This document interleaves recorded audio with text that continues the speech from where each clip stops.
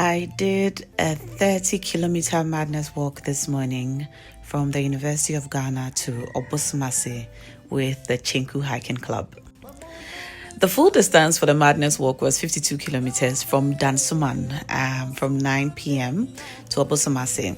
Now, I did not think I had the capacity to do 52 kilometers, and so I opted to join in at the University of Ghana and walk for 30 kilometers. As a general rule, I don't really like to walk. I'm a runner. I prefer to run. I find walking tedious and honestly quite boring, but this one was not. I've never been out on a walk at this time of the day. We started at midnight, or I joined in at midnight. Obviously, we all had different paces, and so we didn't all walk together, but as much as possible, I tried to keep up with some members of the group.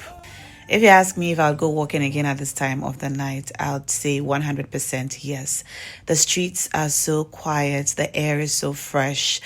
I did not walk with any music or any form of sound. I just allowed myself to spend time inside my head, listen to my thoughts, and I prayed a little bit. Now, as we went through Medina, I noticed it's a whole different vibe at this time of the night. It's actually... I think the night doesn't sleep in Medina. The pubs were open, restaurants were open, some vendors were still out, the trotro drivers were out. It was like 7 a.m. Another thing I noticed, the street lights from the University of Ghana all the way to Ayi Mensah work, except for a 1 kilometer dark patch around Oyarifa. But I was impressed to see that all the street lights were on and working well. And so we felt safe walking on the streets for close to 5 hours. Another dark patch we encountered was on the Ayi Mensah Peduase climb.